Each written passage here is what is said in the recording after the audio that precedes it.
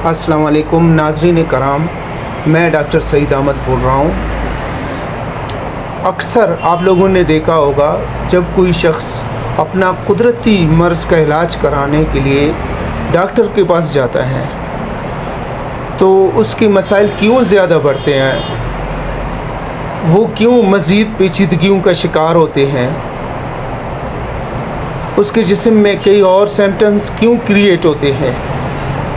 हमारे पास कई पेशेंट्स आते हैं, मसलन किसी ने मेज़ मलेरिया के डोजेज़ ले लिए, अभी वो कहता है मुझे हेमोराइड्स हो गया। चेस्ट इन्फेक्शन के लिए उसने 10 दिन तक 15 दिन तक मेडिसिन ले लिया, उसके बाद वो कहता है कि अभी मुझे मुस्तकिल तेज़ाबियत है, मुझे मैदे में हमेशा दर्द रहता है, बदहज़मी का वो शिकार हो गया।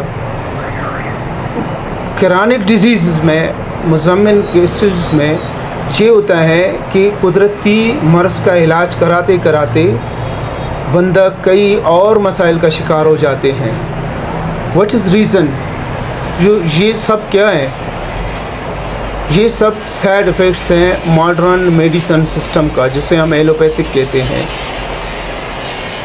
मेडिकल टर्म्स में इसे मेडिसिनल डिजीज़ कहते हैं। आज के ज़माने में लाखों अफराद रोज़ाना की बुनियाद पर मेडिसिन के साइड इफ़ेक्ट्स का सामना कर रहे हैं, लेकिन उन्हें पता ही नहीं होता।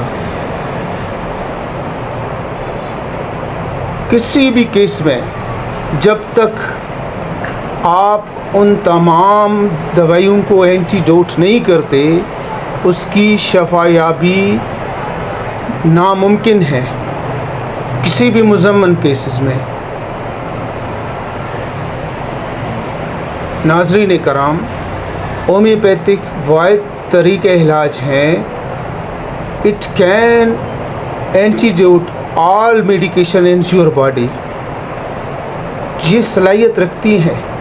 कई मेडिसिन इनमें ऐसी हैं जो पेन किलर्स के, एंटीबायोटिक्स के और कई किस्म के जो अद्वियात हैं, मुकव्वी अद्वियात हैं, उनके असरात को आपके जिस्म से वो ख़त्म करने की सलाहियत रखते हैं, उनको ज़ायल कर सकते हैं।